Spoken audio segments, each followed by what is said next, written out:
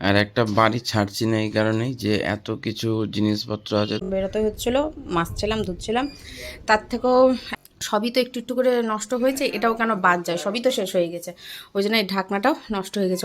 সব দোষ নন্দবশ হচ্ছে এই দিন। যত দোষ ঘড়ির ব্যাটারি শেষ হয়ে গেছে। গুড মর্নিং, 12টা অবশ্য বাজেনি মনে হয়, 10:36।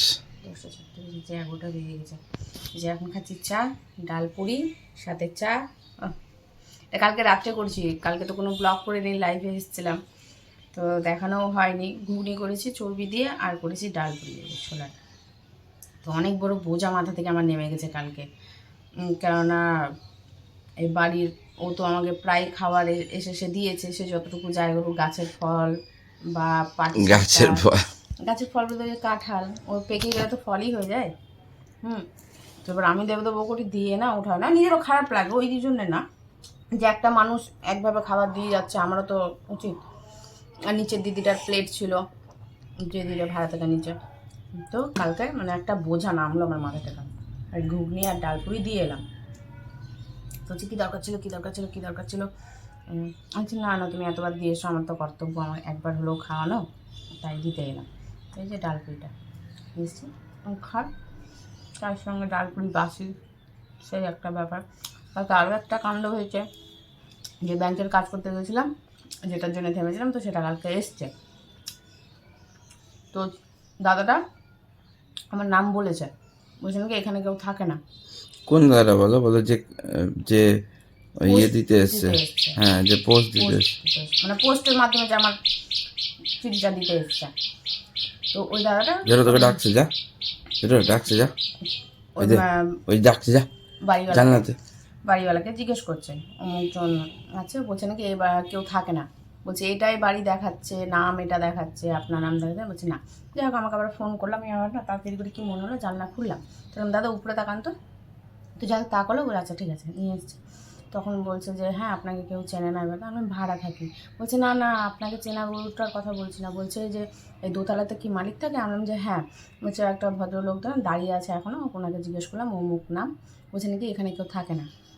আর আমি যে ঠিকই, তোরা চিনবে কী করে, ওরা তো টাকা চেনে, ওরা তো টাকার জন্য বাড়ি ভাড়া দিয়েছে, তোরা টাকা চেনে তো ভাড়াটিয়া কে আছে থোড়ি চিনতে পারবে।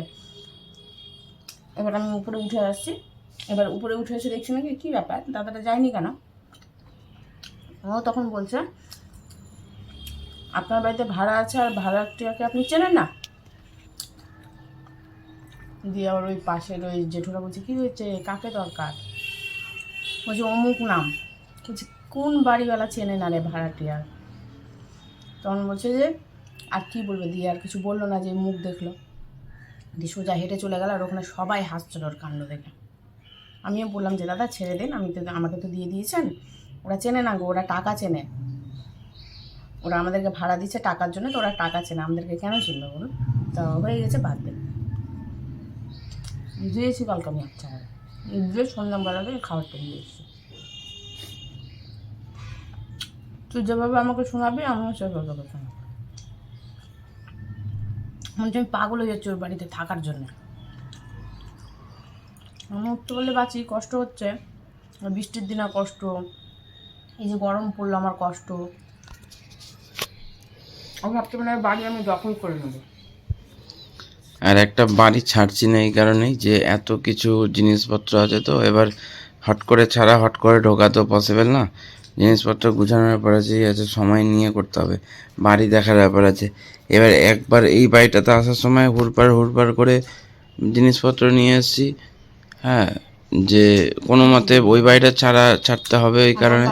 তো তাতে কি হলো, তার মধ্যে ও ছিল না, তার মধ্যে কি হলো যে যেমন তেমন করে একটা ঘরে ঢোকার মতন অবস্থা, যে ছাদ ঘরে ঢোকা ওটা তো আছে, আর বলেছিল গেট চেঞ্জ করে দেবে, ঘরের গেটটা চেঞ্জ করে দেবে, বাইরে কলেকশনের গেট লাগিয়ে দেবে, ওগুলো কোনো কিছুর আওয়াজ নেই। যেই দ্বীপ বললো তখন বলছে নাকি তোমরা বাড়ি ছেড়ে দাও, তখন 6 মাস কি 7 মাস হয়েছিল থাকা, সেই টাইমটাতে দ্বীপ বলেছিল। ঘোরাঘুরি করছি না, আমিও ঘোরাঘুরি করছি না, সময় সময় দ্বীপকে বলি তাই। এই যে ঘরের বিছানার অবস্থা, দ্বীপ ছিল না তো আমি একবারে ঝেড়ে ঝুড়ে বেরিয়ে যেতাম। সব দোষ নন্দবশ হচ্ছে এই দ্বীপ। যত দোষ আমার, খালি যত দোষ খালি গায়ে আছে তো দেখা যাচ্ছে না, একদম ভম্বল হয়ে আছে। এই দোষ তোমার না, তুমি দিনের বেলাতে কে বাথরুমের লাইট জ্বালিয়ে বাথরুম যায়? কে যায়? তো সুইচ দেওয়া আছে। হ্যাঁ, সুইচটা বন্ধ করো। ও উঠছে ঘুম থেকে দেরি করে। এই যে রান্নাঘরের অবস্থা একদম পুরো হয়ে আছে, জটিল হয়ে আছে। এক এক করে খাওয়ার আছে, রান্না বান্নার তেমন কিছু ঝামেলা নেই। করলে একটু দেখি, ভাবছি ছোটোর জন্য একটু করবো হালকা করে কিছু।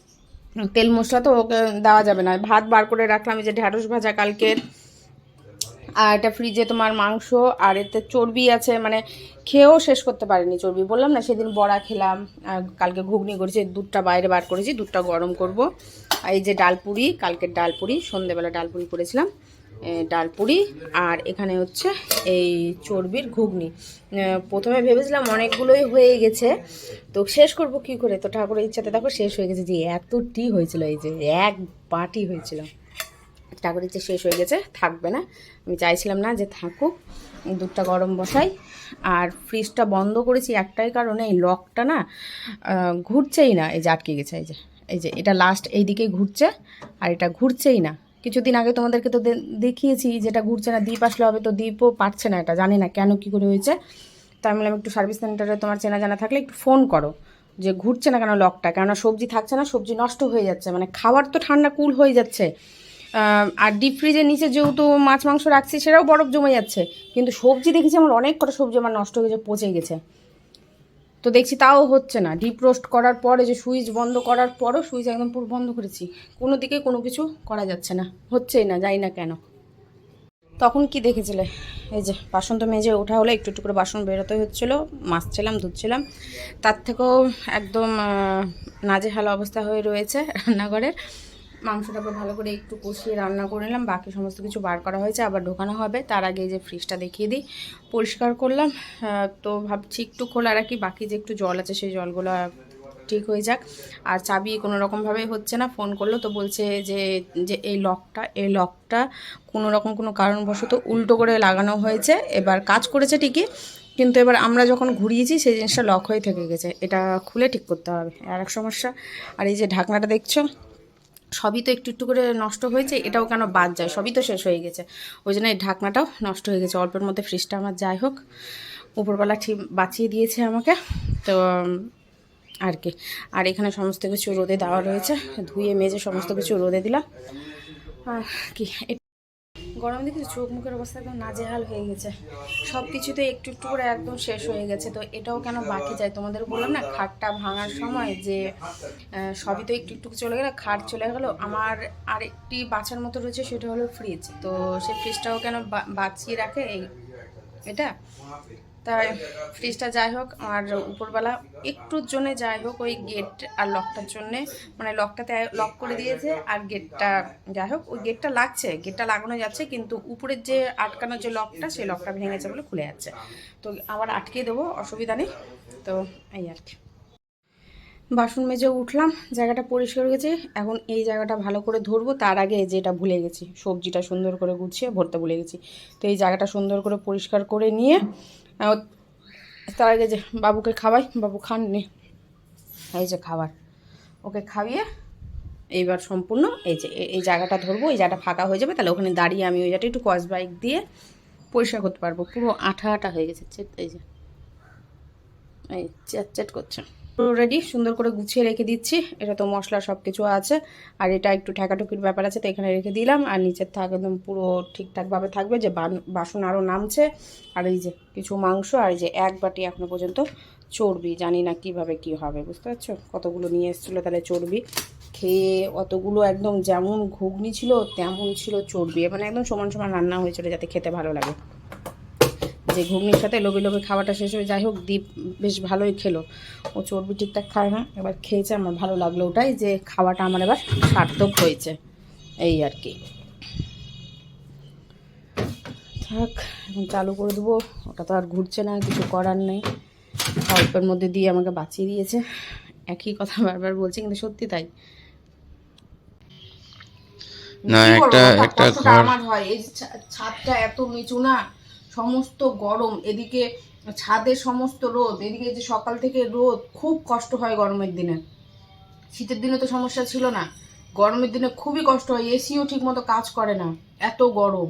না, ঘর তো চেঞ্জ করতেই হবে সেটা না, কিন্তু একটু দেখে শুনে যাওয়াটা। হ্যাঁ যেতেই হবে, এবার তো সব দেখে শুনে বুঝে আমি নিজে থেকে জিজ্ঞেস করব যে তাদের এটা সমস্যা আছে কিনা, এদের লোক আসলে সমস্যা। তো যাই হোক, এবার দুবার কিছু বলেনি, ওই কারণে বলেনি যেহেতু দ্বীপ বাড়িতে থাকে না, জলটা তো খরচ হয় না, আমি তো একা থাকি, আর জোরে তো একবার স্নান করে, নাহলে জলের টাকাও জোরে চাইতে তো আসতো। 2 সপ্তাহে একবার স্নান করে, বা 3 সপ্তাহে একবার স্নান করে, বা মাসে একবার স্নান করে। এটা তাই না বাবা? হাই বলে দাও, গুড মর্নিং বলে দাও সবাইকে, গুড মর্নিং। গুড মর্নিং বলে দাও সবাইকে, গুড মর্নিং বলে দাও। সমস্ত কিছু কমপ্লিট, এখন শুধু খাওয়াটা বাকি থাকলো। জায়গাটা সুন্দর করে মুছলাম, আর এটা ঘুরিয়ে দিলাম, সিল নোড়াটা নিচে নামিয়ে দিলাম, তাহলে আমি না স্পেসটা পেয়ে গেলাম অনেকটাই। গ্যাসটা এদিকে করলাম, যেহেতু ওই যে একটু ঘষা মাজা হলো তেল চিটেটা উঠানোর জন্য, ওটা আবার সরিয়ে দেবো অল্প একটু। আমি কিছু জিনিস এখানেও রাখতে পারবো, ওর ভেতরেও যাবে, জায়গাটাও ফাঁকা হয়ে গেল। অনেক কাজ হলো, সবজিগুলো একটু হালকা রোদে দিয়েছিলাম, জল জল হয়ে গেছিলো। এই জায়গাটা নাকি বলে আমি পরিষ্কার করলাম, এই জায়গাটাও পরিষ্কার করেছি একদম সুন্দর করে মুছে ফুছে, এত নোংরা হয়েছিল। আর একটি কাজ করলাম, প্লাইউডের কোনাগুলো না খোঁজ বেরিয়েছিল সেখানে, ওই তো এই একটু বোঝা যাচ্ছে দেখো একটুখানি, ওই ব্ল্যাক টিপ দিলাম, দিয়ে জায়গাগুলো মুড়ালাম, না খোঁজ ঢুকে যাবে, জরুরি অসুবিধা হয়ে যাবে, আমার আর কতটুকু কী হবে বলা যায় না। তো একটা এখন দ্বীপের কাজ থাকলে সেটা হলো ওই ফ্যানটা,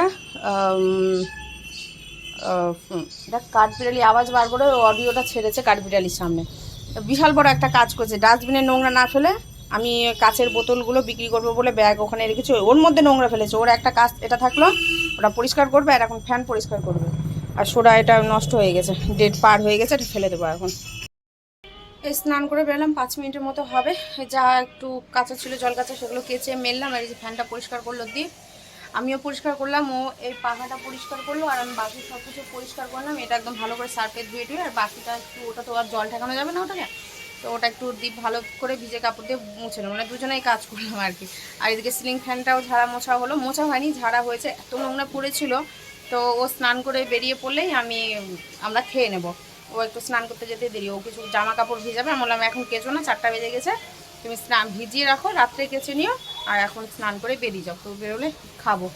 একটু আজকে জোটোকে গায়ে জল ঢালবো ভাবলাম, তো সেটাও আর হয়ে উঠলো না, কারণ আমার নিজেরই আর শরীর চলছে না, ভীষণ খিদে পেয়ে গেছে। সকালবেলা সেই ডালপুইটা খেয়েছিলাম, সেই ডালপুইটাই খাওয়া, তো মাঝখানে তো ওদিকটা একবার খেতে দিয়েছিলাম, ও খেয়েছে, আমি ওখান থেকেও খেয়েছি একটু, আর পারছি না, মানে ও বলে তারপরে খেতে বসবো। খেয়ে উঠলাম এইমাত্র, আজ কিছু বাসন মাজলাম, এই যে এখন আবার বাসন মাজলাম, যে একবারে মেজে রাখলাম, আবার রান্না করার টাইমে বাসন মাজো, আর বেশি নেই, একটু বাসন পড়ে থাকবে, কিছু মাংস মশলা থেকে গেছে, তো ওটা দেখি রাতে সোয়াবিনের ঝোল করবে, মাংসের ঝোলটা দিয়ে, মাংস যা ছিল 2 টুকরা করে হয়ে গেল, একদম ঝেড়ে একদম ছাটা হয়ে গেছে, একদম গরম গরম রাতে সেই রুটি করি বা ভাত করি, যাই কিছু একটা করি না কেন করবো দেখছি। ওকে এখন একটু শোই, বাপ আজকে সারা দিন একদম সেই যে ঘুম থেকে উঠে শুরু হয়েছে তো হয়েছে একভাবে।